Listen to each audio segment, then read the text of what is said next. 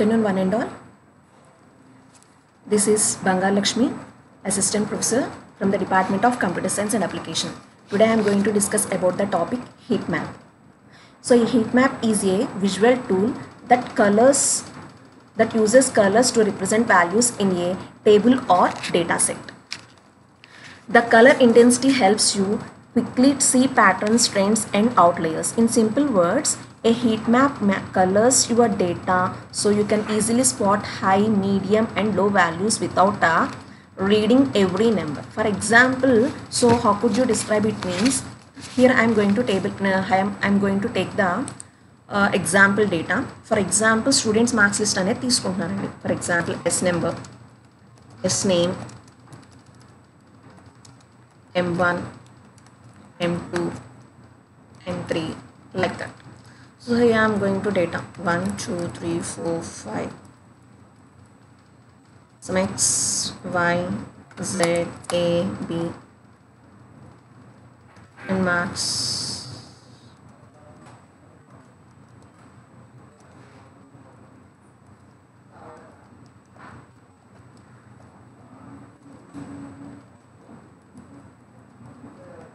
So this is the data I am going to take, ma.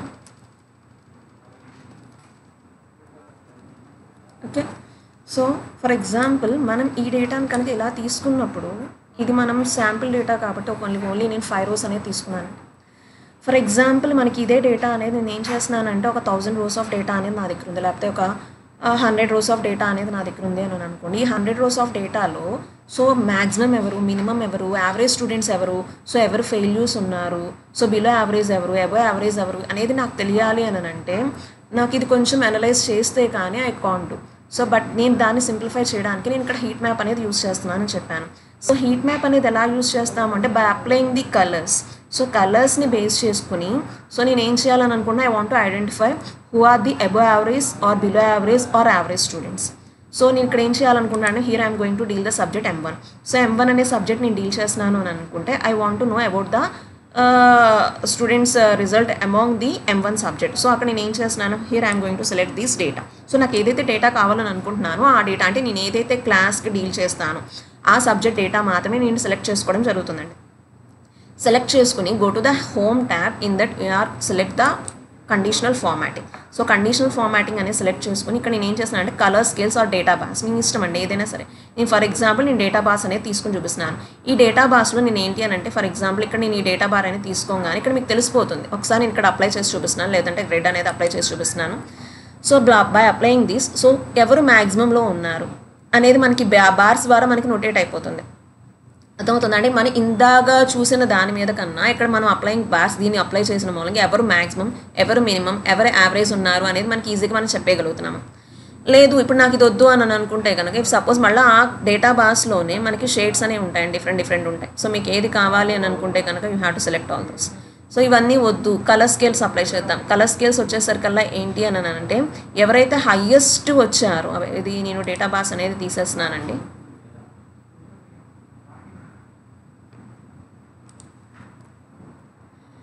Condition ఫార్మాటింగ్కి వెళ్ళి colour scales అనేది apply చేస్తున్నాను. Colour స్కేల్స్లో ఏంటంటే green, orange, red. ఇక్కడ నేను select చేసుకున్న కలర్ స్కేల్ అనేది చూసారు కదా, గ్రీన్, ఎల్లో, రెడ్. అంటే గ్రీన్ వచ్చేసరికల్లా అబో యావరేజ్ హైయెస్ట్, ఎల్లో వచ్చేసరికల్లా యావరేజ్ మిడిల్ అనమాట, రెడ్ వచ్చేసరికల్లా బిలో యావరేజ్. సో ఇది నేను సెలెక్ట్ చేసుకున్నప్పుడు మీకు ఏమవుతుంది అంటే ఇక్కడ మీరు చూడంగానే depends upon the colours you can judge who are above average, who are below average, who are average.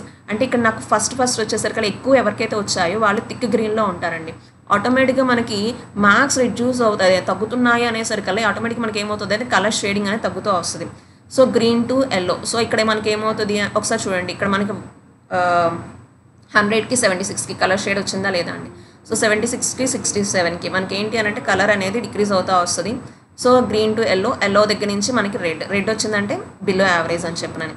ఇలా మనం మీరు ఏది కావాలనుకుంటే అది అప్లై చేయొచ్చండి. ఇక్కడ మనం కలర్ ఫార్మాటింగ్స్ అనేవి ఉంటాయి చూడండి. కలర్ స్కేల్స్లో you have the different colour scales, green to yellow, red to white. So thick red వచ్చేసరికల్లా హైయెస్ట్, వైట్ వచ్చేసరికల్లా లోవెస్ట్, బిలో యావరేజ్ అని చెప్పినని. So like that. లేదు అంటే ఐకాన్ సెట్స్ ఉంటాయండి. So these are the icon sets you have. So ఇలా icon sets అయినా మనం అప్లై చేసుకోవచ్చు. ఇక్కడ ఐకాన్ సెట్ కనుక చూస్తే కనుక గ్రీన్ అనేది టిక్ మార్క్తో ఉంది. So those are above average. Above average ఉన్న వాళ్ళందరినీ కూడా గ్రీన్ టిక్ మార్క్తో చూపిస్తారు. అదే బిలో యావరేజ్ ఉంటే కనుక రాంగ్ రెడ్ మార్క్తో చూపిస్తున్నాము. అదే న్యూట్రల్గా ఉంది అంటే సపోజ్ నేను 100 మార్క్స్ తీసుకున్నాను అని అనుకోండి, ఒక 60 to 100 వచ్చేసరికల్లా నాకు గ్రీన్, నెక్స్ట్ వన్ వచ్చేసరికల్లా ఇలాగా రెడ్, ఇంకా మధ్యలో వచ్చేసరికల్లా యావరేజ్ స్టూడెంట్స్ వచ్చేసరికల్లా ఇలా ఎర్రర్ మార్క్తో, ఇలా మనకి ఎక్స్క్లమేటరీ మార్క్తో మనకి చూపించడం జరుగుతుంది. సో ఇలా లేదు అని అనుకుంటే మనకి వైఫై సిగ్నల్స్ ఉంటాయి చూసారా, just like this condition formatting icon sets signals అనమాట. అంటే మనకి ఇప్పుడు నెట్ సిగ్నల్స్ కానీ ఇలా ఉంటాయి చూసారా. సో ఫుల్ సిగ్నల్ ఉంది అంటే వాళ్ళకి ఎక్కువ మార్క్స్ ఉన్నాయని చెప్పినని, అసలు ఏం లేదు అంటే తక్కువ మార్క్స్ ఉన్నాయని చెప్పినని. సో డిపెండ్స్ అపాన్ దట్ మీరు ఇక్కడ చూసుకోవచ్చు. And like this. సో ఇక్కడ మనకి ఏంటంటే 50% మనకి ఏది కావాలని అనుకుంటామో అవి సెలెక్ట్ చేసుకోవచ్చు అండి. So these are the icon sets. So ఇలా మనం అప్లై చేయడం మూలంగా డేటా బాస్ కానీ కలర్ స్కేల్స్ కానీ ఐకాన్ సెట్స్ కానీ ఇలాంటివి మనం అప్లై చేయడం ద్వారా మనకి ఏమవుతుంది అని అంటే హీట్ మ్యాప్ అనేది అంటే మన ఏంటంటే ఈజీగా మనం డేటాని ఐడెంటిఫై చేయడానికి యూజ్ అవుతుంది. అంటే మీరు ఒకసారి చూడండి, ఇప్పుడు మనం 5 రికార్డ్స్ ఉన్నప్పుడు మనం ఈజీగా ఐడెంటిఫై చేస్తాం. అలా కాకుండా 100 రికార్డ్స్ 1000 రికార్డ్స్ ఆఫ్ డేటా ఉన్నప్పుడు మనం ఈజీగా ఐడెంటిఫై చేయలేమండి. అప్పుడు మనం ఏంటంటే by applying these heat maps we are going to analyze the data easily. So that is the use of the heat map. Thank you.